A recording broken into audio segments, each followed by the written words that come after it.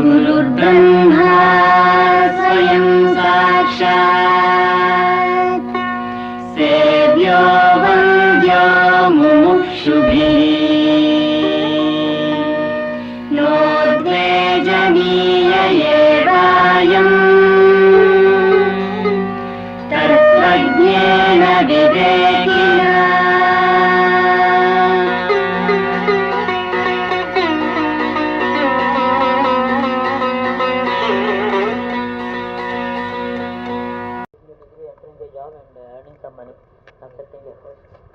That is the only level.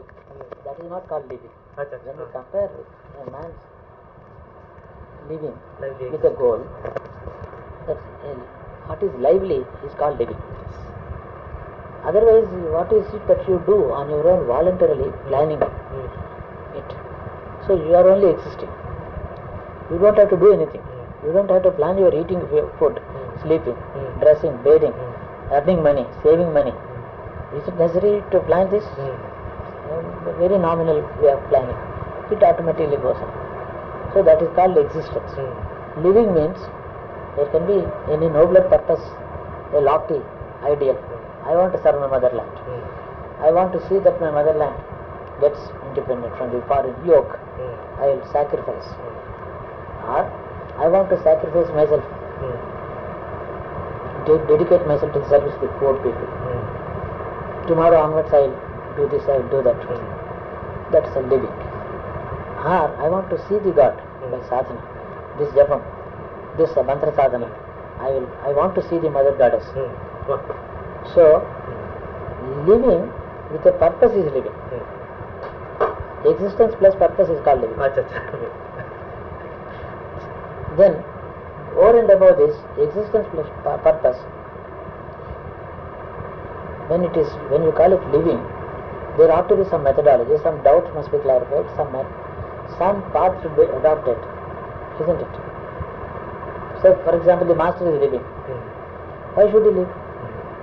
And there is nothing that he has to achieve. One torch wants to light up 8,000 torches. Before it is lit up, it is nothing but a bunch of cotton and oil. It's not worth it, worth a penny. So he has a noble purpose, he has a purpose of his own, so he lives.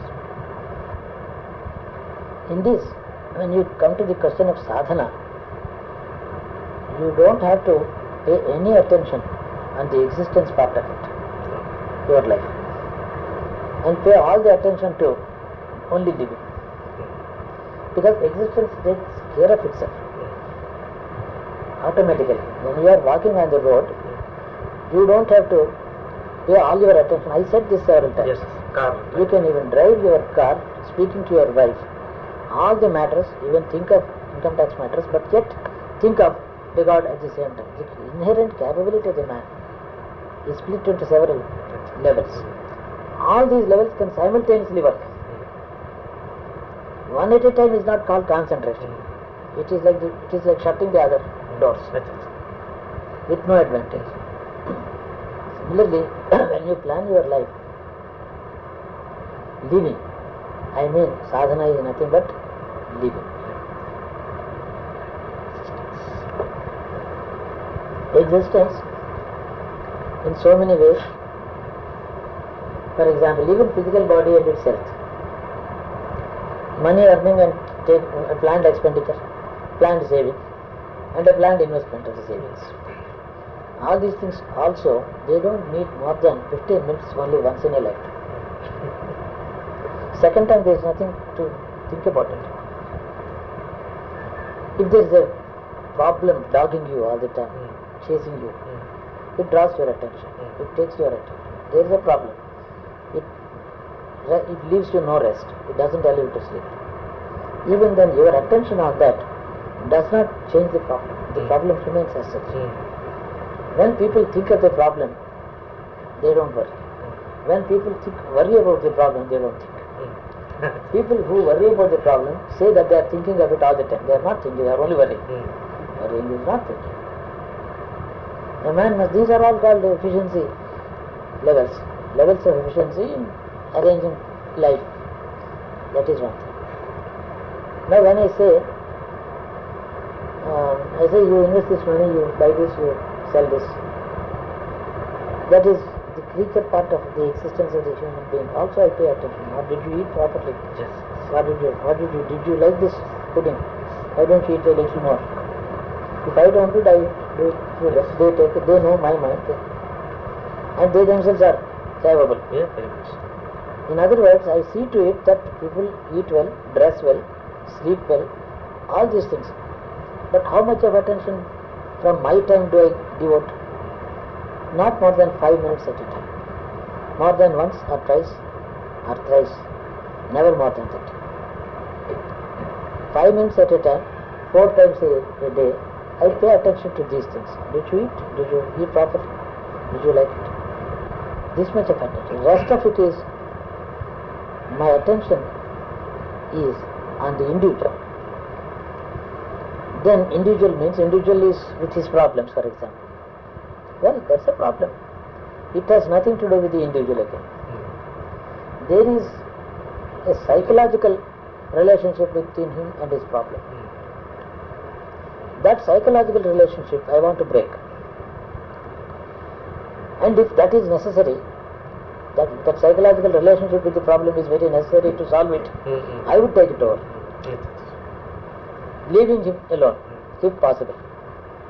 If that psychological relationship with the problem is not going to yield any results, I would want them to forget about it. Leave the problem to its own fate. Problem has its own destiny, its own fate, it has its own problems. Death also is destined one day. That need not take a toll of the man's health, attention and all that. There are far better things which are finally useful to answer. So, I say,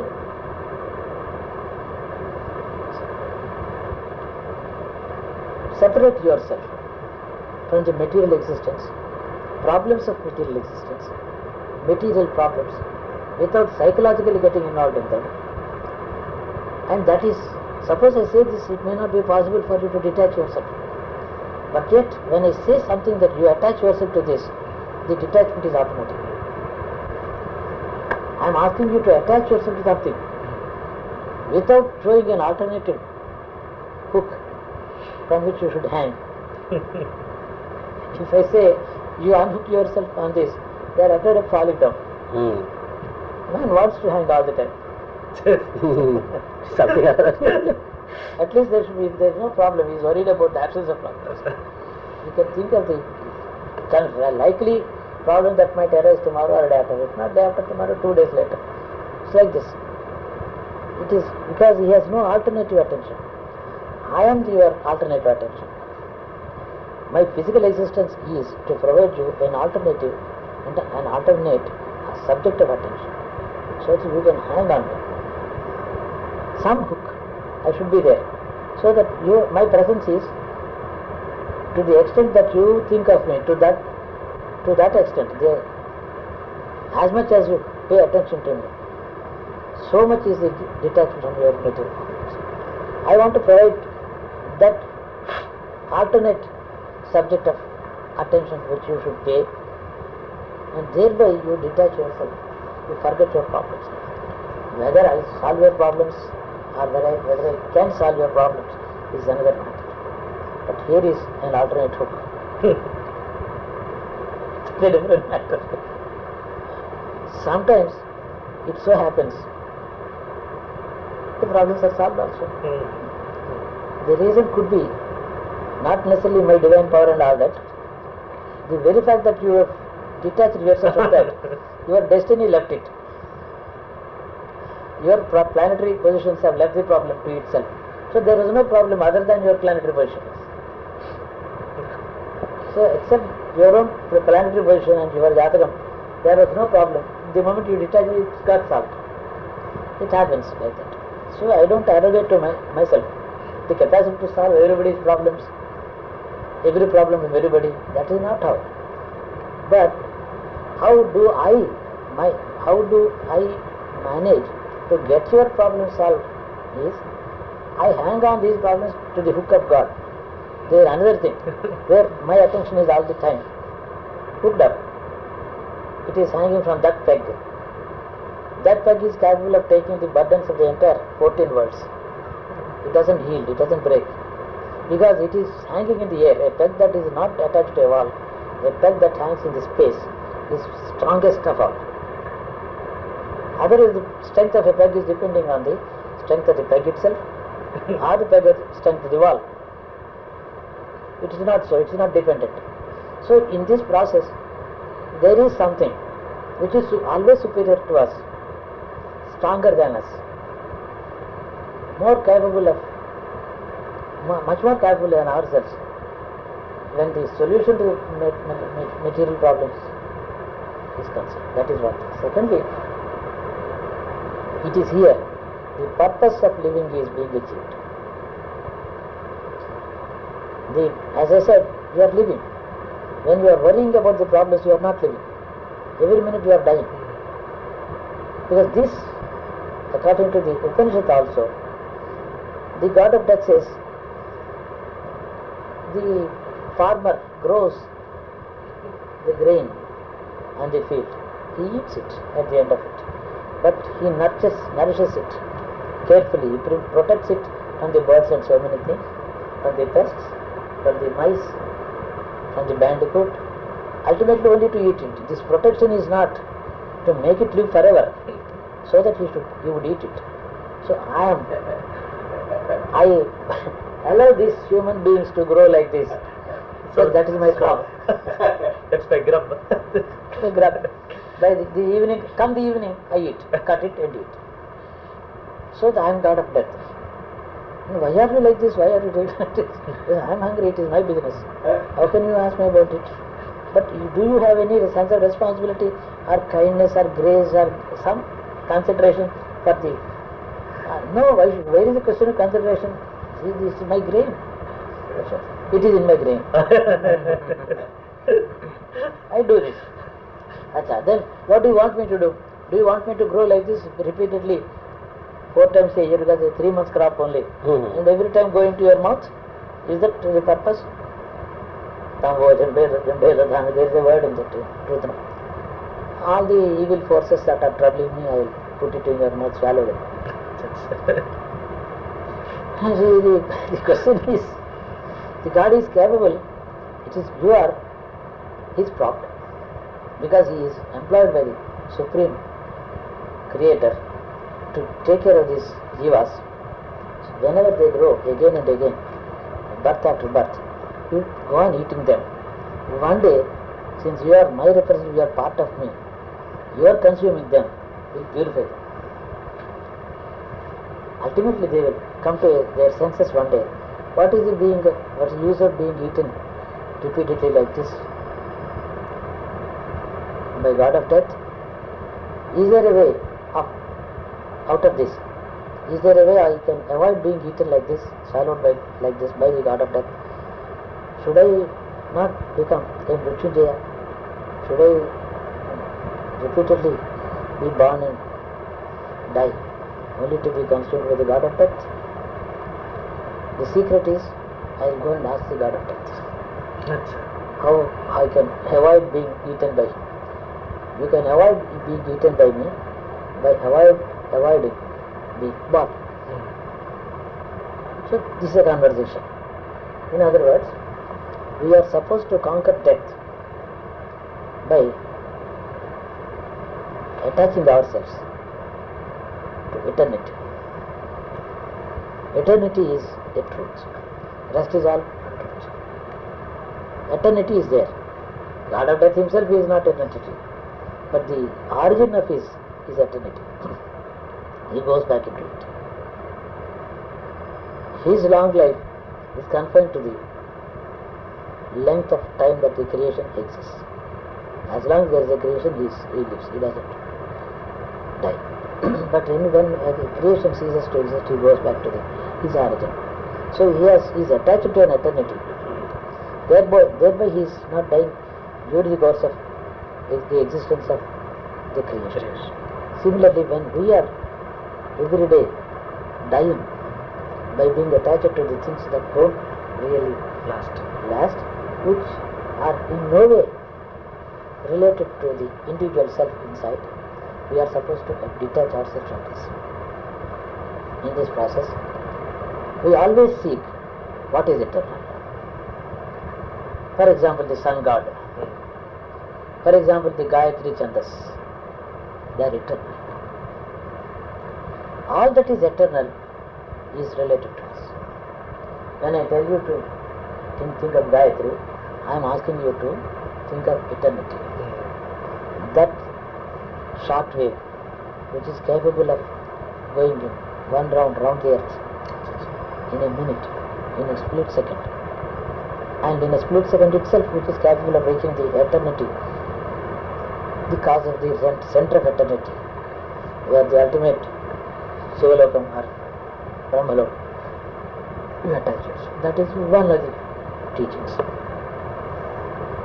Thereby, the moment you think of Gayatri, what I mean to say is, you are no more part of your physical body that is dying every minute.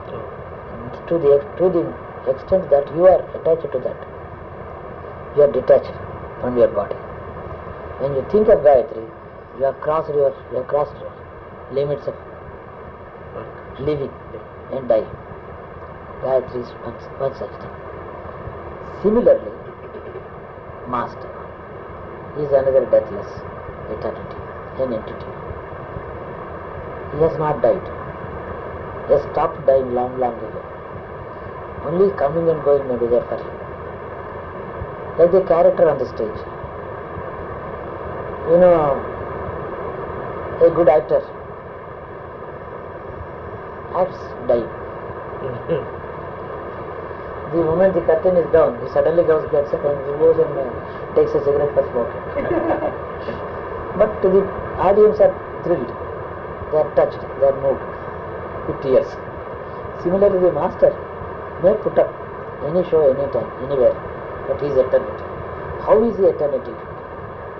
There is nothing like an individual self-existing, which is born and which is growing and which is dying, experiencing the world and all that. By non-experience of the existence, by the non-experience of existence and experience of living, is eternal. Then just like Gayatri, just like the sun god, and Master is another. Constant attachment to him. You are mounted on a horse that is capable of going round the world in a trot. You never get off that aspect. On your own, if what you cannot do, by attaching to something that is capable of achieving the object, you achieve it. This is called secondary. One is primary ability, one is secondary ability. To start with, you become a secondary, you acquire a secondary ability. That is taking upon you the ability of something else by attaching to something. That way. And this way, this is called living. There is nothing like sadhana. Living is sadhana. The real essential meaning of living is stop your existing level. Don't exist like this ant or the monkey or the cat. There ought to be some difference between you and the pussy in the kitchen. Should it not be there? What else? How can you prove that you are different from it? Is it because you wear a nice three-piece suit? You speak your mother tongue? Tell its mother tongue. See, it is wearing the directions. East, west and all that. East, west, north and south is its clothing. See, what kind of difference do you propose to acquire, prove between you and the animal world when you are capable of getting it out, thinking and getting an answer out? So this is eternity. Master is eternity, Gayatri is eternity, Sun God is eternity. The Brahman, that is on which the canvas on which the painting of the world is done, is eternity, not the painting necessarily. Painting is a changing thing, like the cinema, slides, cinematograph, projection. Everything is changing. What is not changing is the screen. It is white as white as ever, clean, whether it was a love scene or a battlefield.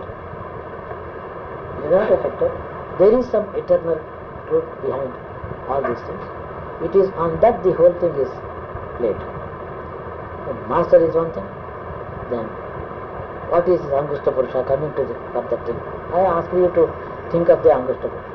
Angushta Purusha is an inch man, 1 inch size replica of your physical body. And physical body itself is not eternal. Angushta Purusha cannot be eternal. Angushta Purusha is definitely much more capable of resisting the disease, death experience, birth experience, sorrows. He does not undergo all these things. His presence in the body makes you conscious of the body. Consciousness, where does this consciousness exist? There is an element that is known as consciousness, that is Chitta. The Angushta Purusha has what is known as a Chitta. Chitta is conscious, is pervading the body. Body consciousness exists in Chitta. Its body consciousness is not in the body. Body is not experiencing itself. Chitta is experiencing the body.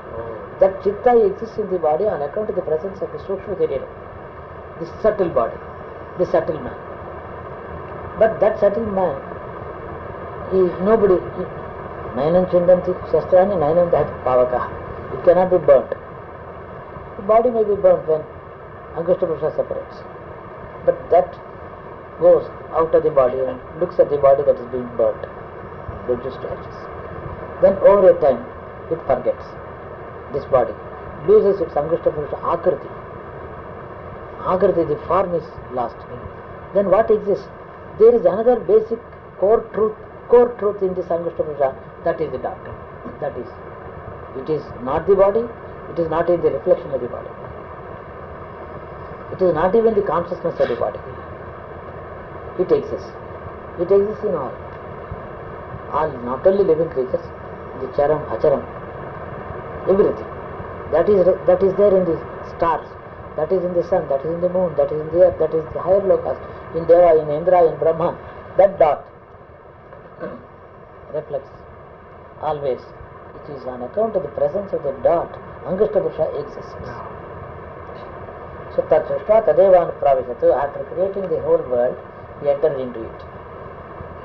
The Creator entered.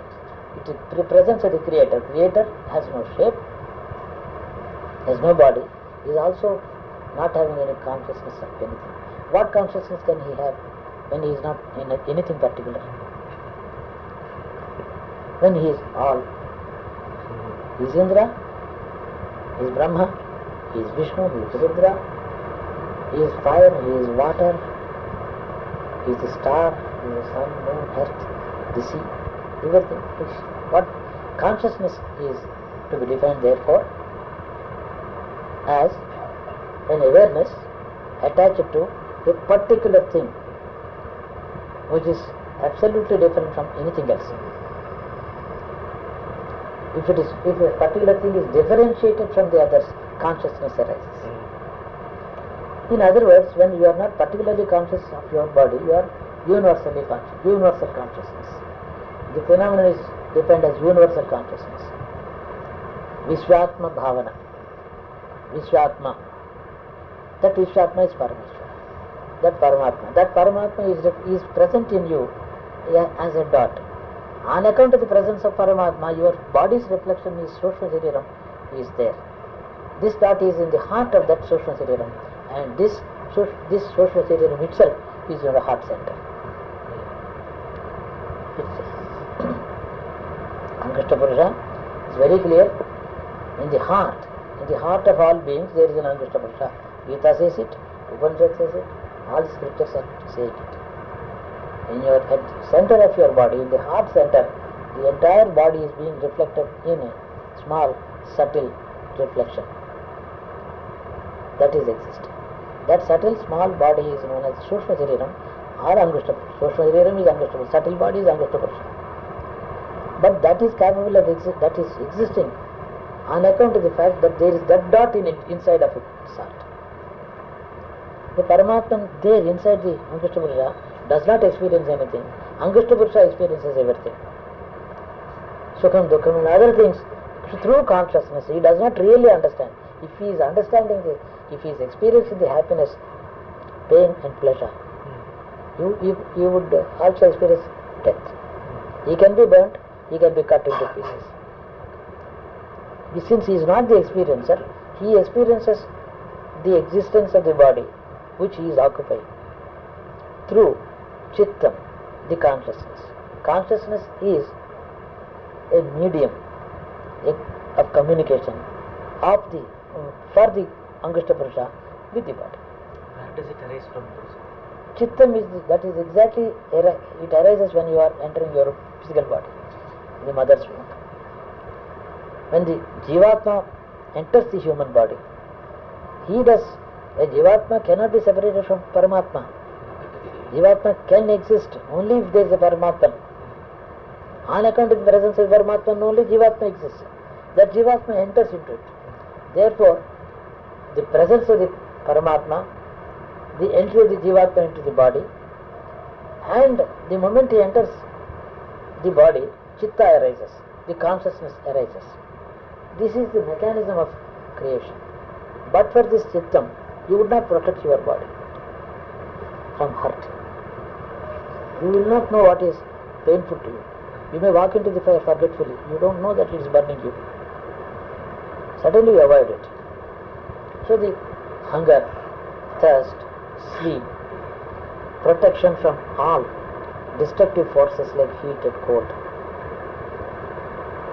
from fire and water, trying to protect the breath all the time. These are the properties of Chitta. So the creation is depending on the Chitta. The species are living. But for this consciousness, nothing works. Who is hungry? The body is hungry. But who tells you to eat? Body does not ask you to eat. Chitta. Body is only hungry. Is the body telling you to eat? Immediately your mind is, you call it mind. Mind is the outer periphery of the Chitta mind. So, this awareness is known as sadhana. Awareness is living. Achieving the purpose is so-called sadhana. Awareness, because without purpose when we live, it's called living. The process of achieving it, the goal, achieving the goal is called sadhana or tapas. That is concentration on this eternal Angushta Purusha with eternity in it. This is only longer lasting. This Angushta Purusha. Hriddeshe Arjuna Tishtati. Angushta Purusha. Arjuna, in the Hriddesham, in the region of the heart, there is an Angushta Purusha that indwells. He is the indweller of the body. He is there. He cannot be burnt. He cannot be killed. He cannot be cut to pieces. Body can be cut to pieces. Angushta Purusha, totally unhurt, he leaves the body. When the body is destroyed by disease, by an accident, by hurt, the Angushta Purusha leaves the body unhurt. He goes, over a time he forgets, the memory of this body is forgotten. He remains only a Deepasikha in which the dot is there. A Deepasikha is a non-particular Jivatma. Jivatman attached to a particular body is Paramatma, is Manusha. Jivatma can be there without a body, non-particular state, forgetting the divide of the memories of the body, and that dot in that Paramatma, that Jivatma, as in, whether it is in the shape of the Angushta Purusha or just a Deepasikha, the dot is the Paramatma. So the Angushta Purusha is a Jnani, he is the Jnani. He is the man who is to be redeemed from this rebirth. He has to think of his redemption. Your body and your mind do not do any sadhana. Bodies cannot do any tapas. When people say he stood in the midst of a fire for 1,000 years, he stood on one foot and did sadhana. In other words, the tapas was done by this Angashta Purusha inside, commanding the body. The body was at his command. Normally all human beings are commanded by the body. When it is hungry, the chitta wakes up suddenly, runs for food. For a higher purpose, a tapas is performed. The Angashta Purusha does the tapas, commanding the body to stand. Today in Kali Yuga, there is no such kind of tapas necessary the way they did in the earlier yugas. All I ask you to do is keep your attention on something eternal. Now, three things. When I said Gayatri, it is something eternal. When I say it is Sun, eternity. When it is Master, is eternity. The Angashta Purusha is longer lasting, unhurt part of the hurt body. Unhurt part of the hurt body. And in that is eternity itself. That dot. So that dot has no dimensions. Angashta Purusha has dimensions. Angashta Purusha has dimensions. The dot has no dimensions. Angashta Purusha is proportional to your body. If you are a very tall man, Angashta Purusha may be 1 inch of yours. Your thumb is longer than my thumb. If I am 5 feet and if you are 6 feet. Just a proportion.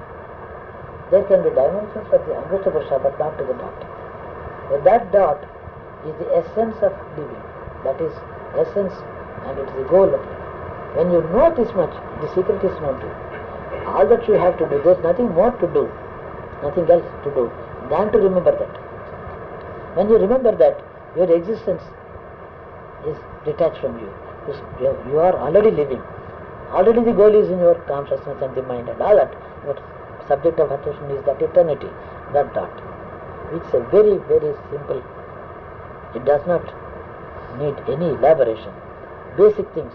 And any amount of elaboration is only about it. You can speak about anything. About the mango tree, you can write 2,500 pages. Mango tree is a very simple thing. It is available to you. You can go and sit, touch it. Sit on its branch. Take its fruit. But speaking about it, complexities arise. But remember one thing. All the time remembering it is one thing. And then when I say there is nothing like a special sadhana sitting for an hour or two, that is not the thing. Remembering it all the time is sadhana. So when I say there is no sadhana, it is in this context. What is the use of sitting 1 hour and forgetting 23 hours? All about it. When you can do this, you can attend to all the bodily responsibilities, whether in the office, home, or taking care of the body. This can be done all the time. And when you are attached to this, your attention is on this, there is an automatic detachment from all that is material. The degree of attention that is required to solve the material problems of living or existence is very little. They get automatically solved. Because that Paramatman is also responsible for the material welfare and material destruction, suffering and happiness. All things are in it. When a man seeks protection from that, even material life is protected from that. So that is sadhana. And many people may think, just there is a master, there is no sadhana necessary. Attention on the master is also, as I said, Yes, that is sadhana. Because when you are thinking of the Angashta Purusha, you cannot think of him without the dot in him. So, although the Angashta Purusha is a replica of his physical body, in it the dot is there. So, where that Angashta Purusha is a realized soul who is always present in the company of that dot inside of him, your attention on him is transferred to that permanent eternity. So there, when you think of even the physical form of the master, just as, because the same phenomenon exists when you think of Mahalakshmi or Vishnu or Subramanyeshwara or Ganapati. Are you not paying attention only to the external form of it? What else are you seeing in him? Are you seeing the Brahman in Ganesha? Are you seeing the Nirguna Brahman in Subramanya? You are only seeing the form of it. That form is linked to the eternity. Therefore you are linked to the eternal force that is sustaining the whole universe. Thereby it is an indirect relationship or direct relationship in a sense. Ultimately, all the time think of this. And when you think of this, even if you think of the master sitting in your pastor meditation, what do you meditate upon? Meditation is the concentrated attention. Attention is the routine part of it. All the time it should be there. When you meditate, concentrated attention is meditation. But even in normal existence, attention should never be broken. That is always there. Because it does not interfere with your material living activity. It goes on. What else is that? Attention, unbroken attention. And when the master may bring a few people with him, but remember one thing, they have some job unfinished. So if they are made aware of the achievement they have already Accomplished. got earlier, it can make them only complacent. In a way, somebody who is attached to the master, or anyone who is attached to the master in this aspect of attention, in this manner, has always already achieved something.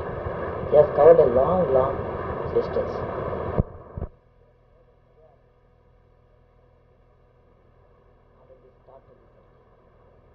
For that reason, the very fact that they pay their attention, they are attached to the master, it goes without saying. They have covered a long path. This is not possible.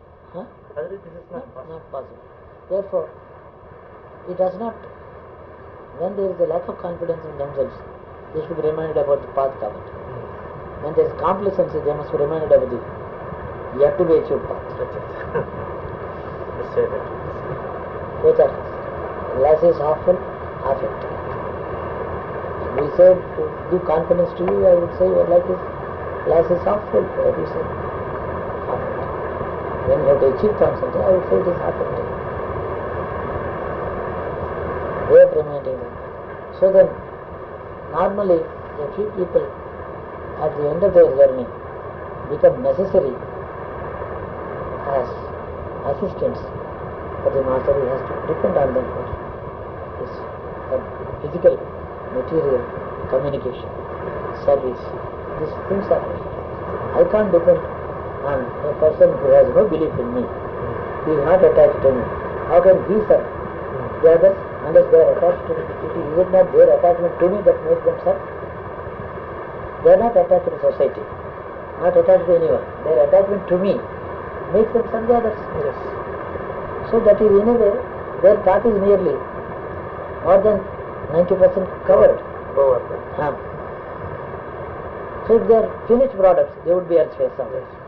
Not necessarily attached and physically close. Not necessarily, they would be. But even there, they are running their errand. They do as, because it is self-fulfillment is one thing, and ability to know and judge what is necessary, what is to be done for the others is another. Self-realization is one thing, master is at a different level. It is like a healthy doctor. He is himself quite healthy. He also knows what is necessary for the others to give them good health. So the necessity of knowing what is good for the others, the path for the other, what to say, what not to say, what to do, how to judge, that's a very, very big subject by itself. All self-realized men do not know what is good for the world. Historicans and spirits. They are creating history. They are self-realized. They are self-fulfilled. Their journey is completed. They don't have anything to do for themselves. They do not have to do anything for themselves. But when it's a matter of doing something for the others, what exactly is not classifying them as ignorance, not considering them as backward. That does not happen.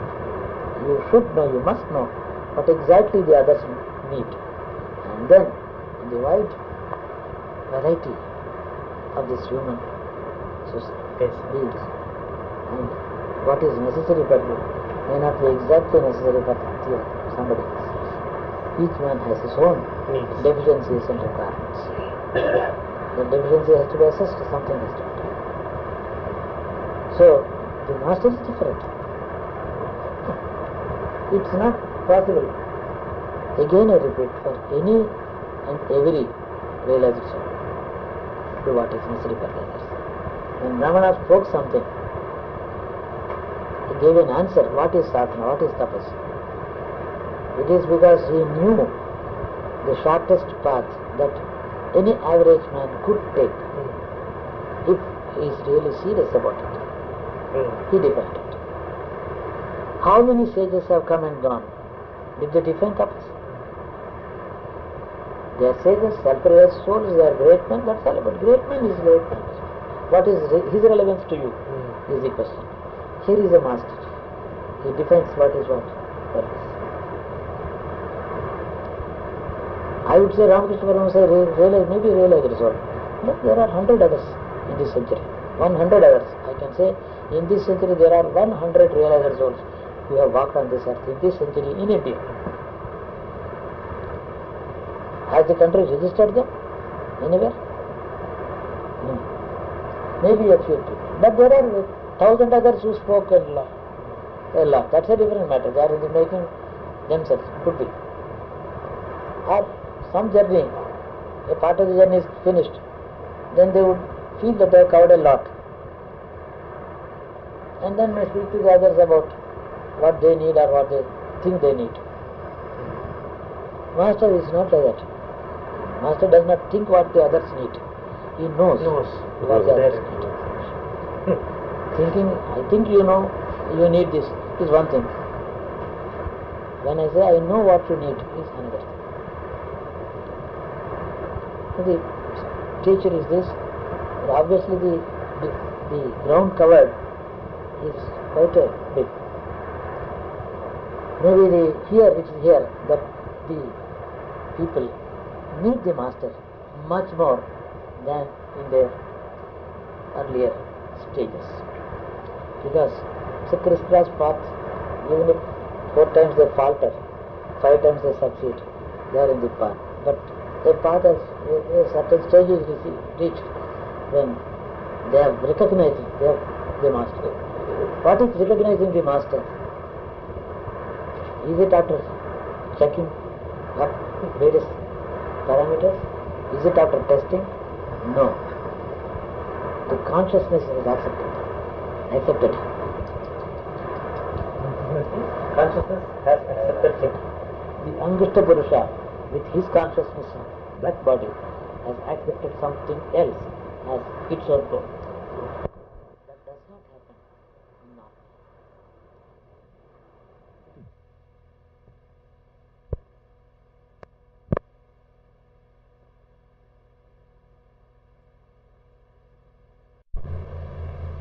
Love, deep love, affection, attachment, or even loving someone to the extent of being able to sacrifice yourself. That is one thing. Here, the preparedness to sacrifice is not on account of just love. When I want to sacrifice myself for the sake of someone, it's on account of my attachment, my love for them. But what I get out of it is a different thing. There is nothing I get. When I sacrifice myself for love, What do you get? What do you get? Here, you get something which you will not get anywhere else. Here, the sacrifice is not called for, only submission is called for. That's one thing. So the attachment to the master is not on account of a human relation but a love. No, here, you don't need to ask what you get. Because you get something here which you don't get anywhere else. If necessary, sacrifice is in readiness. But it's not called for. Here, it is not sacrifice but living with you. These are the features in which a man finds his master. And the only test of having found the master is whether there is any lingering doubt anywhere else. That lingering doubt of 1%, sometimes pointing out from within, raising a question or a doubt about it, is that little samskaras are yet to be destroyed. The feeble voice of samskaras. It raises its feeble voice, but it dies. That does not really matter. So we don't share anything with the master. Master shares everything with you. Your life, your happiness, your problems, your health, they are all shared by him in his enormous size of his personality. 1,000 lives don't really matter. They get lost into his largesse. That is, in fact, you start feeling, you will realize that you are not sharing with him, he is sharing with you, your life. You cannot share, you do not share. You share nothing with the master. Master shares everything with you. Your sorrows, your happiness, your health, your problems, your good, your bad, your dreams, even your jhana, your bodiless, non-body conscious. Even when you go into this samadhi sthiti, even there he shares it with you. Starting from your hunger for food. So, it is the larger one that includes the smaller one. That is the law, physical law. What you don't share, you cannot share. In fact, very often his judgments you don't share, you don't understand. His doings you don't understand. His words are enigmatic sometimes. Sometimes his acts baffle you. It could be anything, because it is too big for it. When you are inside of it, you cannot look at it. But whereas your idiosyncrasies, falterings, acts of whether it's impertinence or impropriety, or love or affection, all are taken straight with the same amount of sweet, because they don't matter. So that is where even I would say this is now a concept of master. When you have realized that this kind of a concept of master, whether you have found a physical master or not, this concept itself installs the master in you. The concept, that is why you always say master is a concept, not a human being. Because the concept is capable of helping them. With the presence of the real master, it could be anything. The concept itself. So you can indicate what do you mean by concept. You have a picture of some drawn by an artist, Dakshinamurti. That is your concept. So paper and a glass there. Concept is, I am devoted to Dakshinamurti, I do Dakshinamurti Japa, I worship him, I seek guidance from him. There is no physical master, but there is a master, concept of a master. It is capable of saying. So it does not really matter when in the physical presence of a master, whether you understand him are not understanding. The concept is greater. It's eternal. Like the Gayatri, like the sun, like the master, like your Angushtavasha, like the dot in there. The only all are interlinked in one.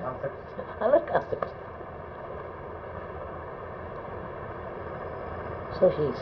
That one sentence you often use, you must experience God as much as God experiences you. What's the idea? God is not experience you, He is in you. He is behind your experiences. So, without being in you, without experiencing you, without experiencing your sorrows or happiness, but being present in you, at the same time being responsible for your experiences. That manner, if you can experience God, it is. That's beautiful. In that manner of experiencing. Experience God like that. All these things are answered. Started completely. Well, going to minor details, I would have said, Angushtapurusha, you start with placing him in Mooladhara, then take him to Hare Kamalam.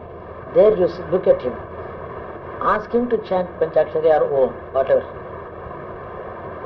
When he performs the japam, your physical body does not have to do anything. Because physical body uttering a Om or anything, it's only 1% efficacy. If he does it even once, Om, Angushtapurusha performs the japam Om, he says Om. He is directly, the Jivatman is doing it. I am asking you to look at your Jivatman, not your body. I am directly telling you who you are in this body as a human being. That Jivatman is the performer. He is the man who is in bad need of redemption. He has to get released from the bondage of existence. He has to be released from the chain of rebirths. He should become deathless. Basically, that truth, that eternal dot with which he is attached, yes, it can make him also eternal as pure matter of that Angushtapurusha. The material of Angushtapurusha is deathless. The shape is dying. Again, one more clarification. The shape dies. Like the gold in the ornament, it is eternal, not the shape of the ornament. Ornament can be melted, gold cannot disappear. Ornament has disappeared, gold remains. Some more clarification. I can speak 6 hours. It's not a big thing. I search for it. I don't get it. That kind of forgetfulness in the brain function is seen. These days, I forget things. I don't suddenly recall a word well known to me.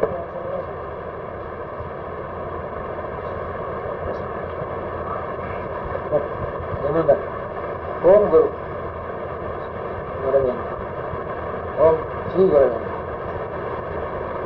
Om Sri Guru. Here we are representing the concept. Keep it. Your karma will not function. As long as you worry on it, you are attached.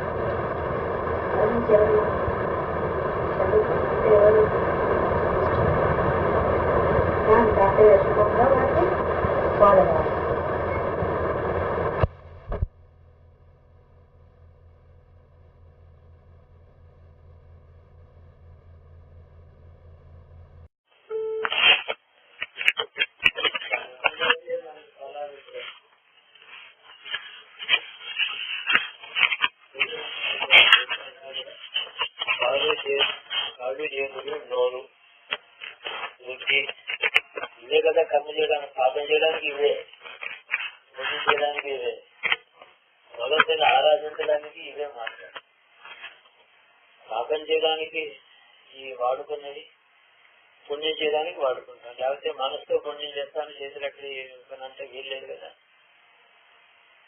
చేతితో చేసిన పాపం చేస్తూనే పోవాలి సత్కర్మ మనసుతో చేసిన పాపం మనసుతోనే కడుక్కోవాలి బుద్ధితో చేసిన పాపం బుద్ధితోనే కడుక్కోవాలి కాళ్ళు శరీరంతో జీవితంలో ఏం పుణ్యం చేశామో ఏం పాపం చేశామో అదే అనుభవిస్తాం. ఎలా అనుభవిస్తున్నాం?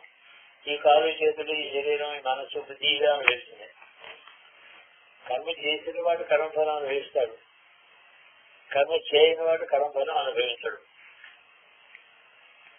మనసుతోనే నాకు జ్ఞానం వస్తుందని ఎవరు అనుకుంటే కాదు. భగవంతుడు ఆరాధన, నోటితో నామస్మరణ, మనసుతో ధ్యానం, కాలు చేతులు ఉన్నప్పుడు తెలియనప్పుడు ఇంత పుణ్యం చేసుకోవడం, పాపక్షయం, ఏ విధంగా దేవుడు ప్రదర్శన చేసుకోవడం, యాత్రకు వెళ్ళడం, గంగా స్నానం చేయడం. ఎందుకు వచ్చిందంటే కర్మభూమి శరీరం, కర్మభూమిక, కర్మభూమి శరీరం. అది చేసిన కర్మనే మరో శరీరంతో అనుభవిస్తూ ఉంటాడు. శరీరం చేసుకున్న శరీరంలో అనుభవిస్తాడు. అందుకని భగవద్గీతలో నై పశ్చాత్యాతి శిష్ట అకర్మకృత్యం ఉంటుంది. అకర్మకృతిగా కర్మ చేయకుండా ఎవరు ఉండలేడు. కారణం కర్మ. ఇప్పుడు ఉండే సుఖదుఖాలకి కర్మే కారణం. కర్మ దేంతో చేశారంటే తెలియదు. అందుకని ఉదయం లేవగానే మొహం కడుక్కొని కాళ్ళు చేతులు పడుకుని స్నానం చేసిన మొదలెట్టాలి. ఆచమనంతో మొదలెట్టాలి. కేశవాయ సహ ఆచమనం, నారాయణ సహ, మాధవాయ సహ నీళ్ళు తాగడం. నీళ్లు జరగవల సబాహ్య అభ్యంతర శుచి, బాహ్యమైన శరీరం శుచిగును కాక సబ్బెట్టుని వేడిగా స్నానం చేశాను కదా, శుచిగా ఉన్నాను అనుకుంటాను. అందుకని బాహ్య అభ్యంతర శుచి. ఈ నీళ్ళు ఆ స్నానం వల్ల కాదు, ఈ శుచి ఈ ఆచమనం వల్ల లోపల బయట శుచిని అవుతును కాక ఆచమనం చేయడం. కాబట్టి అయితే తినాలండి.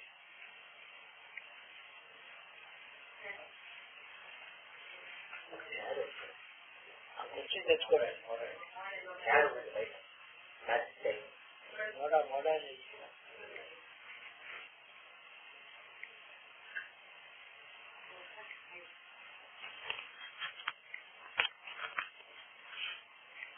జీవకోటంతా కూడా ఎవరైనా సుఖపడుతున్నారా? లేదండి. మరి కేవలం కష్టపడుతున్నారా అంటే అది లేదండి. రెండు సుఖాల మధ్యన ఒక కష్టం, రెండు కష్టాల మధ్యన ఒక సుఖం. ఇలా పరుగు పేగగా నల్లదారం తెల్లదారంతో నేసిన వస్త్రం లాగా రెండో అనుభవిస్తున్నప్పుడు ప్రశ్న ఏమిటనంటే ఈ కర్మ ఎవరు చేశారు? ఇంద్రియాలు, శరీరం, మనస్సు, బుద్ధి మూడు జన్మలో ఇవే ఉన్నాయి. మళ్ళీ అవే వచ్చాయి, మేము కొత్తవి కాదు. వీటిలోనే అప్పుడు చేసాం ఆ కర్మ. మళ్ళీ కంటితో చేసిన కర్మ మళ్ళీ ఉత్తర జన్మలో కట్టుతోనే అనుభవించు. ఉదయానికి వస్తుంటాయి. ఒక రోజు మంచి సంగీతం నాట్యం వింటాం, ఇంకో రోజేమో ఎవరు చచ్చిపోయారని పడ్డాం కదా. సుఖం దుఃఖం ఆ కంటితోనే చేశాం. ఈ నేత్రేంద్రియంతో, ఈ కాళ్ళతో, ఈ చేతులతో, ఈ మనస్సుతో, ఈ బుద్ధితోనే చేశాం. అవే అనుభవించి తీరాలి. అందుకని ప్రయత్నం చేశారు మన వాళ్ళు. శరీరంతో చేసిన కర్మ శరీరంతోనే అనుభవించాలి అనే శాసనాలు తప్పించుకోవడానికి పెద్ద ఆర్గ్యుమెంటే తీసుకొచ్చారు. శరీరం జడ పదార్థం కదా, అందులో శరీరం నేను అనుకునేవాడు ఎవరైతే ఉన్నాడు వాడు కదా చేయాలి, చేశాడు కదా. వాడు ఎందుకు అనుభవించాలి? శరీరం నేను అనుకున్నప్పుడు చేశాడు. ఇప్పుడు శరీరం నేను కాదు అనుకుంటాను, అక్కడ వదిలిపెడుతున్నామో అనుకోవడమే ఈ శరీరం. అందరూ చెప్పారు, శ్లోకాలు రాసుకున్నారు రాజచంద్రుడు. నేంద్రియాన్ని అంతరకు అందరూ ప్రత్యేగాత్మ శివం, నేను ప్రత్యేగాత్మ శివుని, నేను ఇంద్రియాలు కాదు, అది కాదు, ఇది కాదు, చేయి కాదు, కాలు కాదు, కన్ను కాదు, ఇలా అనుకోవడం చేత అది మనోభావన మాత్రం మనకి చేత అయితే హర్నిశలు ఆ భావంలో ఉండాలి. 24 గంటలు ఊపిరి తీసుకుంటుంటే కూడా శరీరం ఊపిరి తీసుకుంటోంది, నేను నేనుగానే ఉన్నాను. నేను వదిలేసి ఎప్పుడో నేను శరీరం నన్ను వదిలిపెట్టేది పోతుంది. నేను ఎక్కడికో శరీరం లేకుండా నేను కర్మఫలం కైలాసాన్ని పెడతాను. ఆ దృష్టితో 24 గంటలు ఎవడైతే ఉంటాడో ఆ కాలంలోనే ఆ కర్మ అతను వదిలిపెడుతుంది. ఆ కాలంలోంచి మళ్ళీ దేహాంత భావన దేహాభిమానం రాగానే మా కర్మఫలాలు చాలా కనిపించారు. నీకు ఇదంతా అద్వైతం అంటారు. అసలు ఈ శరీరాలు ఎన్నో శరీరాలు వస్తున్నాయి పోతున్నాయి కాబట్టి అవి నిజం కాదు. నిజమైతే ఒకే శరీరం ఉండాలి, యుగం అంతా పూర్తి అయ్యేదాన్ని. బ్రహ్మతో పుట్టి బ్రహ్మతోనే పోవాలి ఆ శరీరం. అలా లేదు కదా, ఏదో సముద్రంలో కరటాలాగా వేలుతుంది శరీరాలు వేలుతుంది కాబట్టి నిజం కాదు. నిత్యం కాదు కాబట్టి నిజం కాదు. అలా అయితే నిత్యం కాదు కాబట్టి నిజం కాదు. అనిత్యమైన ఒక శరీరంతో మరొక అనిత్యమైన శరీరం కష్టం అనిపిస్తున్నప్పుడు ఆ కష్టం కూడా నాది కాదనుకోగలను. కష్టం వచ్చినప్పుడేమో నన్ను రక్షించని వేడుకుంటున్నాను. రక్షించమని వేడుకోకుండా కష్టం అనుభవించగలిగిన వాడు ఉంటే ఆ కష్టం నాది కాదు. ఏదో శరీరంతో చేశాను, ఈ శరీరం దీనికి క్యాన్సర్ వచ్చింది, రోగం వస్తుంది అనిపిస్తున్నారు. సంబంధం లేదు. వీళ్ళు చెప్పిన ఆర్గ్యుమెంట్స్ వేదాంత బోధ క్రియారూపంలో అనుభవపూర్వకంగా అనుభవించగలిగితే నిజమే. అలా అనుభవించేవాడు కోటికొకడు లేడు. ఆధ్యాత్మిక మార్గంలో ఉన్న వాళ్ళల్లో కోటికొకడు లేడు. ఉదాహరణకి రమణ మహర్షి ఉన్నారు, ఆయనకి క్యాన్సర్ వచ్చింది. అవును, శరీరం ఏదో పోవాలి కదా, క్యాన్సర్ వచ్చింది. శరీరం బాధ, నీకే బాధ లేదా? అయ్యా నా బాధలు ఎందుకు లేదు? శరీరంలో బాధ అంటే 5 సెన్సెస్ ఉన్నాయి మనకి. సెన్స్ ఆఫ్ టచ్ అంటాం. కడుపు నొప్పి ఎందుకు వస్తుంది అంటే స్పర్శ జ్ఞానం చేత వస్తుంది. శరీరంలో చర్మం మీద ఒక వ్రణం పుడితే స్పర్శ జ్ఞానం సెన్స్ ఆఫ్ టచ్, దానివల్ల ఉంటుంది. కడుపు నొప్పి కూడా సెన్స్ ఆఫ్ టచ్. అది సెన్స్ ఆఫ్ టచ్ విరుతాయిపోతే క్యాన్సర్ లేదు, ఏం లేదు. అలా చేసుకున్నారేమో అనుకున్నారు చాలా. నేనేమి అలా యోగ మార్గంలో శరీర స్పృహ కోల్పోయి నేను లేదా దాన్ని దూరం పెట్టేసి నేను వేరే ఉండే అలా ఏం చేయలేదు. క్యాన్సర్ ఉన్న వాడికి అందరికీ ఏం నేర్పుతుందో అది నాకు అక్కడే నా శరీరాన్ని నేను నేరుగా దాన్ని చూస్తున్నాను. బాధ అనిపిస్తున్న శరీరం నేను చూస్తున్నాను. ఇలా అన్నా అది సహజ స్థితి, బ్రాహ్మీ స్థితి, సహజ స్థితి. యోగ ఫలం వచ్చినప్పుడేమో అన్ని నన్ను రక్షించమని వేడుకుంటాం, మందులు తీసుకుంటాం, అన్ని తీసుకుంటాం. పుణ్యఫలం వచ్చినప్పుడు అది సుఖంగానే, సుఖం దుఃఖం అనుభవిస్తున్నవాడు దేహం నేను కాదని అనుకోవడం మిథ్య. ఈ భావన మిథ్య, శరీరం మిథ్య కాదు, ఈ జ్ఞానమే మిథ్య. అలా అనుకుంటే నువ్వేం పని చేశావు? ఏదో దానం చెప్తే దరిద్రం వచ్చింది, దానం చేస్తే ధనం వచ్చింది. ధనం వస్తే మళ్ళీ దానం చేయాలి, లేకపోతే దారిద్ర్యం పోవడానికి ఉన్నంతలో వెళ్తారు. ఇప్పుడు అందమైన దానం చేయాలి, ఏదైనా చేయాలి. ప్రతిక్రియ చేస్తేనే కర్మకి కర్మే.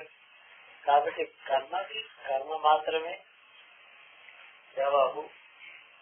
అనుభవించేటప్పుడు నేను శరీరం కాదని నిజంగా అనుకుంటావా? మనసుతో అనుకునే ప్రయత్నం చేస్తున్నానండి. కాబట్టి మనసుతో అనుకునే ప్రయత్నం చేస్తూనే ఉండు. శరీరంతో మళ్ళీ పుణ్యం చేస్తున్నాను. శరీరం నాది కాదనుకునే వేదాంత బాధ చేసుకుని మళ్ళీ బాధపడుతూ ఉండదు. బాధ ఉంటే దానికి ప్రతిక్రియ మందులు తీసుకోవచ్చు, పుణ్యం చేయవచ్చు. ఆ ఈశ్వరుని దగ్గరికి వెళ్ళి 100 ప్రదక్షిణాలు చేస్తూ ఉండొచ్చు. ఈ శరీరం కదా పాపం చేసింది, ఈ శరీరం ప్రదక్షిణాలు చేస్తూ ఉండగా ఈశ్వరుని చుట్టూ తిరుగుతూ ఉంటుంది శరీరం. దానివల్ల మూడు జన్మలో శరీరం చేత చేసిన పాపక్షయం, శరీరం చేసేటటువంటి ప్రదక్షిణాది పుణ్య కర్మల చేతనే క్షయం కావాలి. కూర్చుని ధ్యానం చేయడం చేత కాదు. ధ్యానయోగం దేహ సంహారం నుంచి వెళ్ళిపోవడానికి, దేహం నేను కాదని తెలుసుకోవడానికి ధ్యానం. దేహం నేను ఎంతసేపు అనుకుంటున్నాము, ఈ కర్మ మంచి సత్కర్మ చేస్తాను, కర్మకి కర్మే జవాబు. ఈ బాగా గుర్తుపెట్టుకుంటే నిత్యాధ్యానం నటించడం, మిథ్యా వైరాగ్యం నటించడం, సమాధానం ఆర్గ్యుమెంట్స్, పుస్తకాలు చదువుకుని ఆర్గ్యుమెంట్స్ చెప్పుకుంటూ ఉండడం, ఇలాంటి మిథ్యా సాధనలో మనుషులు ఉన్నారని నేను అనుకుంటున్నాను. ఎవరిని నేను విమర్శించడం లేదు. దీనివల్లనే ఇది నాకు కనపడుతున్నది లోకంలో. ఏదైనా సరే అనుషంగం, పిల్లలు యొక్క సుఖదుఖాలు మనం అనుభవిస్తున్నాం, బంధువులకి సుఖదుఖాలు అనుభవిస్తున్నాం, మిత్రుల్లో ఉండే సుఖదుఖాలు మనసుతో అనుభవిస్తున్నాం. మన శరీరం మనం ఎలాగా అనుషంగం చేత వచ్చే అనుభవాలు అక్కడ వేదాంతం చెప్పుకుని ఎవరికెవరు బంధువులండి ఊరికి అనుకుంటాం కాదు అని అనుకోకూడదు. మళ్ళీ మనం చేసిన పాపం వల్లనే బంధువుల యొక్క దుఃఖాన్ని మనకి చూపిస్తోంది. మనం చేసిన పాపమే బంధువుల దుఃఖాన్ని చూపిస్తుంది కాబట్టి బంధువుల దగ్గరికి వెళ్ళి ఆ దుఃఖంతో పాల్పంచుకోవాలి. అక్కడ మిథ్యాజ్ఞానం నటించకూడదు, వెళ్ళి పంచుకోవాల్సింది దుఃఖం. నేను అది ఎందుకు చూడవలసి వచ్చింది? నా కర్మలో దోషం ఉండబట్టే కదా. నా కర్మలో ఉండే దోషం అది ఎవరిదో అంటే మన చెప్తాం. అలా కాదు, నువ్వు ఎందుకు చూడవలసి వచ్చింది? నీకు వాడు ఎందుకు స్నేహితుడై ఉండాలి, వాడికి ఆపద ఎందుకు రావాలి? నీ పాపంలో కూడా అదొక భాగం. కాబట్టి నువ్వు ఇతరుల దుఃఖం పంచుకోవాల్సిందే. నేను ఏ వేదాంత వాక్యాన్ని అబద్ధం అంటం లేదు, అవలంబించలేని సత్యాలు. అవలంబించకపోగా అది ఆ నిజంగా తను అనుభవిస్తున్నా ఆ అవలంబించిన వాడి వల్ల నటన చేయడం కలుగుతున్నది. ఎలాగా మనసు నిలబడుతుంది అంటారు. మనసు నిలబడింది, మనసు ఎప్పుడు నిలబడుతుంది? నిద్రలో నిలబడుతుంది. కాబట్టి అంతా శివమయమే, శివేతర పదార్థం సృష్టిలో లేదనే ఒక విషయం ధ్యానం, అది మాత్రం సత్యం, అది గుర్తు పెట్టుకోవాలి. జడ పదార్థం ఉంది, జీవ పదార్థం ఉంది, వృక్షాలు ఉన్నాయి, పక్షులు పశువులు ఉన్నాయి, గాలి ఉంది, నీరు ఉంది, పంచభూతాలు, అంతా శివమయం నమ్మకూడదు. అంతటా శివుడు ఉన్నాడనే భావంతో ప్రకృతిని చూడటం చేత ఆ ప్రకృతి నుంచి వచ్చేటటువంటి దుఃఖాలు జీవానికి చేత అవుతాయి. శరీరంలో పంచభూతాలే ఉన్నాయి, జలం ఉంది, అగ్ని ఉంది, వాయువు ఉంది. వాయువు ప్రకోపం చేసేమో కడుపు నొప్పులు, బాధలు, డయాబెటీస్ వస్తుంది, లేకపోతే రూమేటిజం వస్తుంది. వాయువు ప్రకోపం, ఆ వాయువు కూడా ఈశ్వరమయమే కదా. నేను చేసినటువంటి పాపానికి ఆ భూతం ద్వారా ఈశ్వరుడు నాకు ఇష్టం అనుభవించేటప్పుడు తదదేన వృత్తానే ఒకటి ఉంది. ఈశ్వరాధీనంలో బతుకుతాను, నేను రాష్ట్రంలోని, నేను అజత్తుని నేను చేయగలేదు, నాకు నేనే చేసుకోను. కాబట్టి ఇదంతా ఏమిటి? దీని సారాంశం ఏమిటంటే ఇన్ని మాటలకి ఈ ప్రకృతి అసత్యం, అసత్యం నిజం కాదు, ఒకటి మిథ్య మన భావంలోనే ఉంది అని అనుకుని కర్మ నుంచి తప్పించుకునే ప్రయత్నించాడు. ఎవరన్నా ఈ మాట అంటే అన్ని వదిలిపెట్టేవాడు. దేహాత్మ అభిమానం, దేహాత్మ భావన. దేహానికి ఏమన్నా చేవు కొడితే కూడా ఒక మాట వెళ్ళిపోకుండా ఉంటుంది.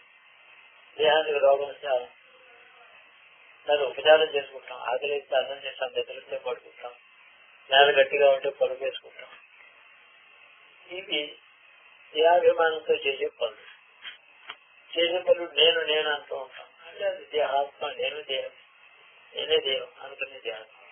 ఇందులోంచి విడిపోవడం కలిగినటువంటి మహాయోగులు వాళ్ళుగా వాక్యాలు వర్తిస్తాయి. ఎవరో జ్ఞానికి, ఈ బ్రహ్మజ్ఞానికి వర్తించేటువంటి మాటలు బ్రహ్మసూత్రములలో ఉన్నాయి. నేను దానికి వెళ్ళాలి కదా, అప్పుడు కదా నాకు వర్తించి. ఈ లోపుగా క్రియాద్వైతం లేదు, భావాద్వైతం మళ్ళీ ఒక మాట ఉపాయం చేస్తారు మనవాళ్ళు. చాలా ప్రతిదానికి ఒక మంచి లాజికల్ గా సెంటెన్స్ దగ్గర పడేస్తారు. అమ్మాయి మనకి క్రియలో అద్వైతం లేదు, భావంలో అద్వైతం ఉండాలి. అంటే వంకాయ కూరలో ఉప్పు తక్కువైనా మించి వాడు కోపడి ఉప్పు వేసి తినొచ్చు. అద్వైతం, క్రియాద్వైతం లేదు కదా. కాబట్టి ఇవి అన్ని యథావిధిగానే చేస్తూ భావంలో అద్వైతానికి. దీనివల్ల అలాంటి వాళ్ళే కూడా ఏం చేస్తున్నారు, క్రియాద్వైతం ఉండకూడదన్న వాళ్ళే కర్మలు వదిలిపెట్టే ప్రయత్నం చేస్తున్నారు. భౌతికమైన సుఖ విషయాలలో సుఖానికి మాత్రం క్రియాద్వైతం పనికిరాదంటూ త్యాగం భోగం వచ్చేటప్పటికి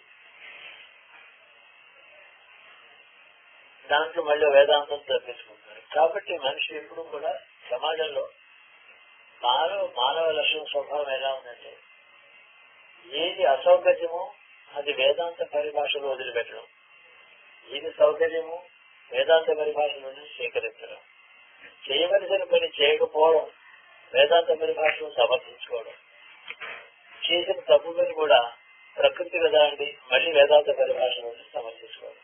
వేదాంత పరిభాష వల్ల తనగానే మిగిలాడు కానీ మారలేదు. ఇంటికి ఏ మార్పు వచ్చింది? అందుకని అయితే ఏం చేయమంటావు నువ్వు, ఒక మాట చెప్పు అంటారు. ఏం చెప్తారు?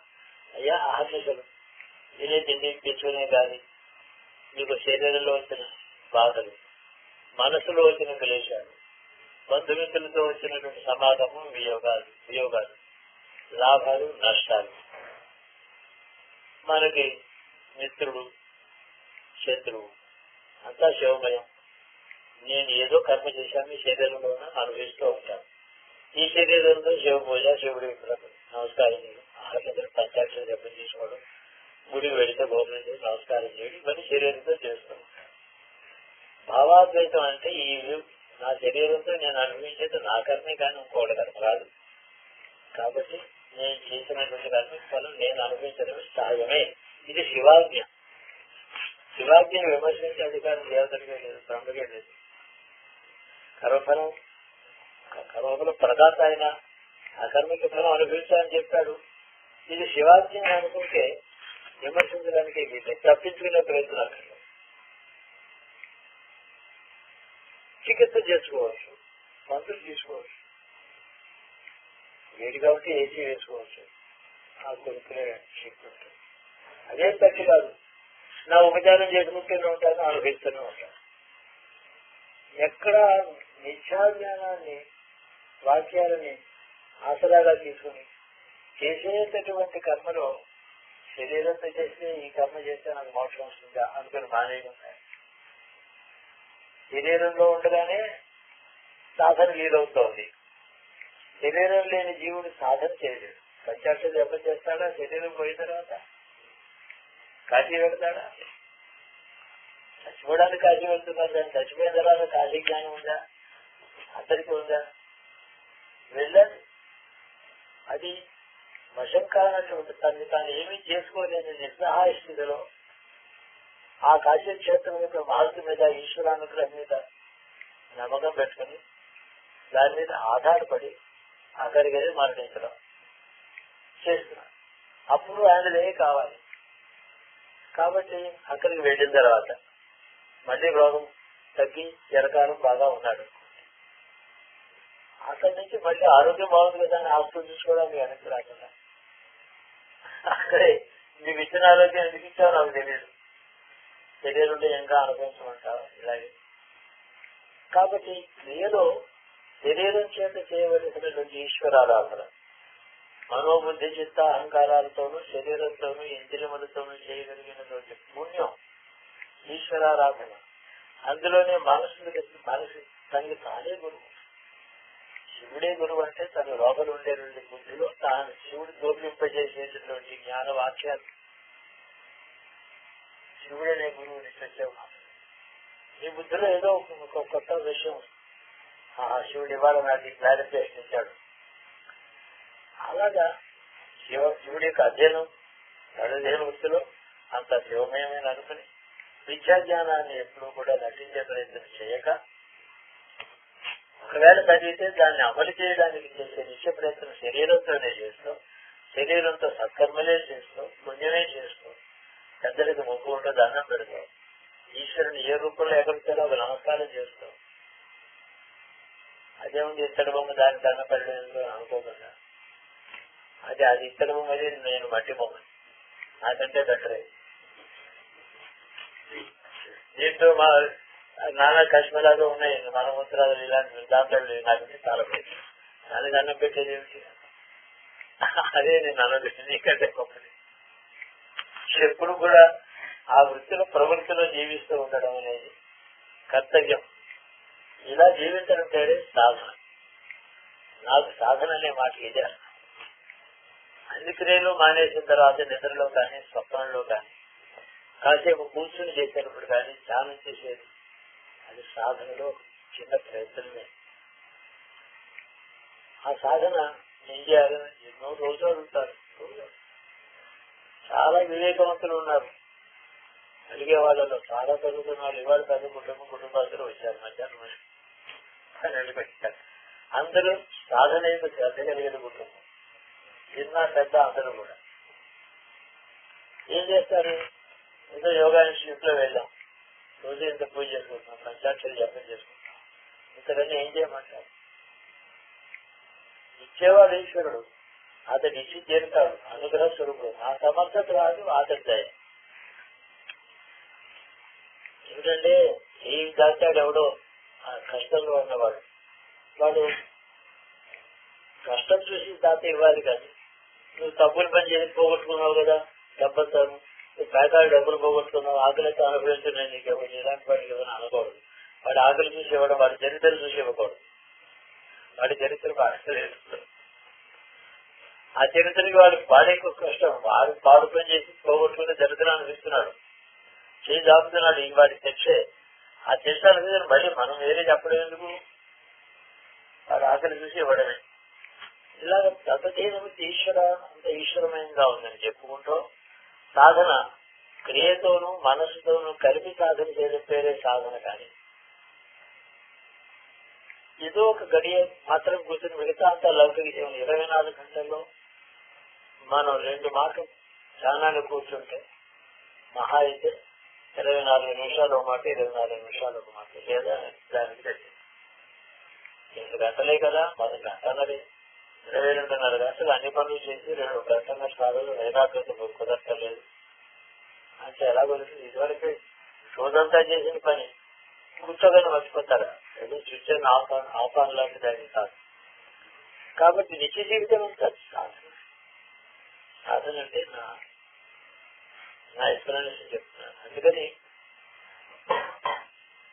శివనామం నిరంతరం చేసుకోవడం, మరోసారికి మొక్కడం.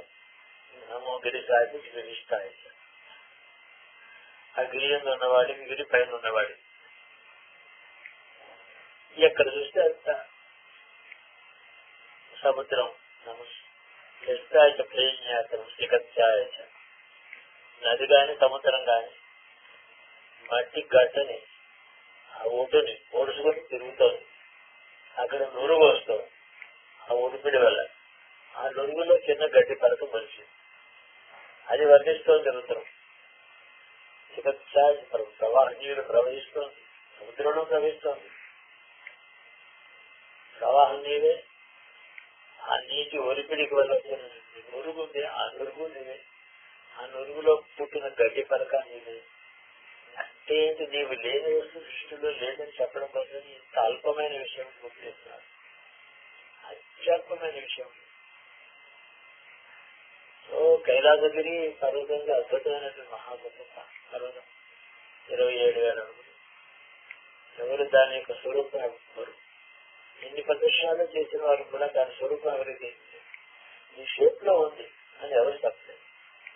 ఆకాశం మీద వెళ్ళి చూస్తేనో ఒకలాగా తూర్పును చూస్తే ఒక పక్క, దగ్గర చూస్తే ఒక దూరం. ఇంతవరకు స్వరూపం యొక్క నిర్ణయం కానటువంటి కైలాసగిరి. కాబట్టి ప్రత్యక్షంగా కనబడే పర్వతమే ఎక్కడ ఎంత లోతుంది, ఎంత ఎటువంటి వాకర్ ఉంది, ఎంత డెల్ట్ ఉంది, అందులో ఎంత పగులు ఉంది, ఎంత మొత్తం ఎవరికి కనపడలేదు. ప్రత్యక్షంగా ఎందుకు ఇలా జరిగింది, ఏమిటి? ఇతర పర్వతాలు ఎంత వెడల్పు, ఎంత పొడుగు, ఎంత దాన్ని కంప్యూటర్తో దాని బొమ్మ వేసి చూపించారు. ఎంత వాల్యూమ్ ఉంటాయి. కైలాసగిరి ఎవరు వాళ్ళకి సాధించాలి. కాబట్టి ఇంత అద్భుతమైనటువంటి ఈ గడ్డి పర్వతం నుంచి ఆ కైలాస పర్వతం వరకు భూమే ఈ భూమండలంలో భూలోకంలో ఉన్నవే ఇంత అద్భుతాలు ఉన్నాయి. రెండు ఈ గడిపలు కాదనే కైలాసగిరి యాత్ర అంటే. కాబట్టి శివేతరమైన పదార్థం లేదని ముందు పెట్టుకుని శివమయంగా ఉండే జగత్తులో కష్టము సుఖము కూడా శివాజ్ఞే. శివాజ్ఞతో ఉన్నానని అందుచేసి ఈ విధంగా యాటిట్యూడ్ డెవలప్ చేసుకుంటే ఆ మనోభావనలో మనిషి ధరిస్తారు. అనేక జన్మలు కూడా ఈ జన్మలో ఒక దశలో కనీసం ఇలా ఉంటాడు. జన్మ దశలో చాలు. అప్పుడు కామక్రోధాలు వదలటం లేదు. ఏం చేస్తే అది శివుడిని అడగమంటే గురువు ఏం చేస్తాడు? శివుడి దగ్గరికి పోయి చెప్తాడు, శివుడిని గురించి చెప్తాడు. నేను ఉన్నాను కదా నీకేం పర్వాలేదు, ఎవడైనా గురువు అనకూడదు అన్నాడు. నిజమైన గురువు ఎవడా? శివుడు నాకు కూడా శివుడే ఉన్నాడు, నేను ఏం చేసేది అంటే అది సత్యం. ఆ భావంతో మనుషుల్లో టోటల్ ఓరియంటేషన్ లో చేంజ్, మార్పు, దృక్పథంలో మార్పు, అతని మనోభావాల్లో మార్పు, ఇచ్చిపుచ్చుకోవడాల్లో మార్పు, కామక్రోధాలు వచ్చినప్పుడు, నష్టంలో వచ్చినప్పుడు మార్పు, మోసపోతే ఒక మార్పు. ఈ అన్ని పరిస్థితుల్లో లాభం ఒకనాడు తిరిగి పడుతుంది ఒళ్ళు ముద్ద, ఒక రోజున ఎగిరిపోతుంది. రెండు పరిస్థితుల్లోనూ మనుషుడు ఏమి వికారం లేకుండా ఉన్నాడో ఆ మార్పే సాధనలో సిద్ధి, ఆ సాధనలో ప్రగతి, అదే ఈశ్వరానుగ్రహం. అందరూ కూడా తరించారు. ఈశ్వరుని నమ్మి తరించిన వాడు లేడు. వేదాంత వాక్యాలను తరించిన వాడిని నేను చూడలేదు. అది చాలా అల్ప జీవితం, 80 ఏళ్ళు. ఎప్పుడు ఈ శతాబ్దంలో పుడితే ప్రపంచం అంతా నాకు తెలుసా? ఎంతమంది తరించారో నేను అడగదు. నాకు అలాగా అదే సిద్ధాంతం చేత తరుణోపాయంగా దాన్ని బుద్ధిని బాగా పదులు పెట్టి మనోవికారాన్ని జయించి మళ్ళీ సాధన చేయాల్సి వస్తుంది. ఆ వాక్యాలు ఉన్న వారైనా శ్రవణం మరణం నిధిచ్ఛాసిత ఆత్మావా అరే ద్రష్టవ్యో మంతవ్యో నిధిచ్ఛాసిత శ్రోతవ్యో మంతవ్యో నిధిచ్ఛ. శ్రోత దాన్ని గురించి వినాలి. ఆత్మ వస్తుంది, మననం చేయాలి బాగా. నిధి దాని ఎందుకు ఉండడం, దాన్నే ధ్యానిస్తే నిలిచి ఉండిపోదు. అట్లాంటి వస్తువు కూడా. కాబట్టి సాధనలో గ్రంథం చదువుకోవచ్చు, వేదాంత శ్రవణం చేయవచ్చు, చదువుకోవచ్చు. సాధనలో ఒక భాగమే, కానీ అది ఒకటే సాధన అయితే సాధనలో వాక్య శ్రవణం ఒక భాగం.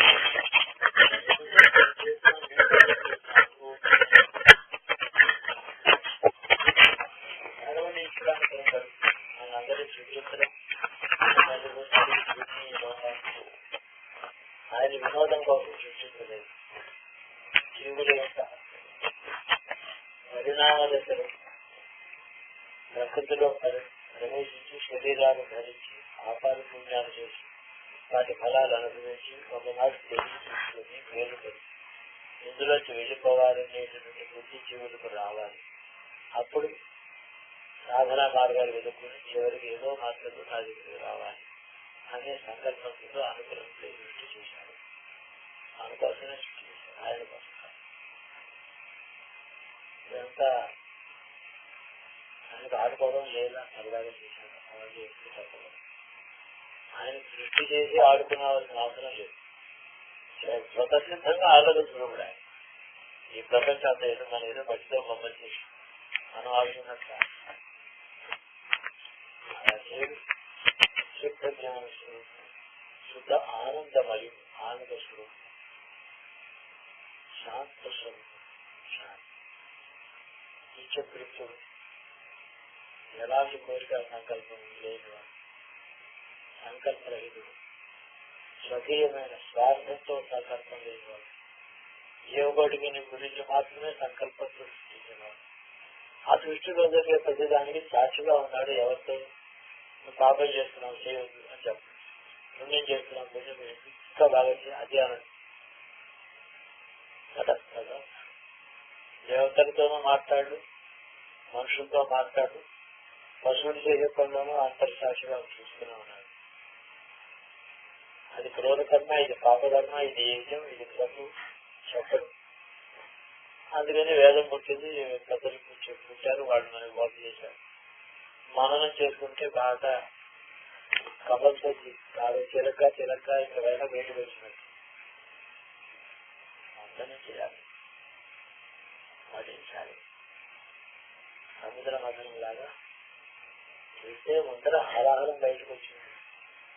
అంటే బాగా అదన చేస్తూ ఉంటే లోపలికి దుష్టగమకారాలు బయటకు వస్తాయి.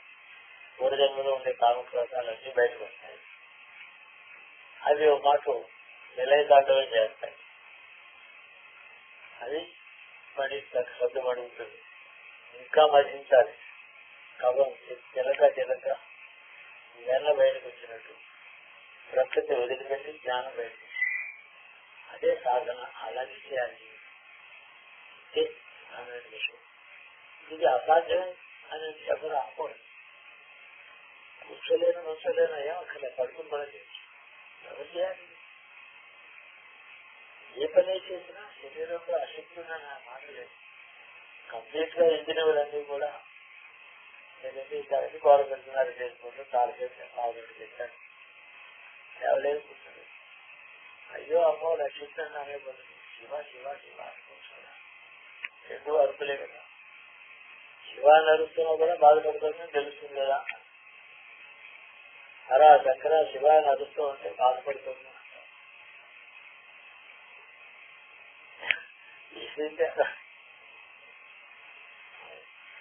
మనుషులు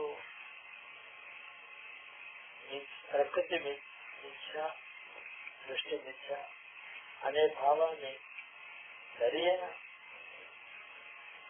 దృక్పథంతో, సరియైన భావంతో తీసుకోండి అని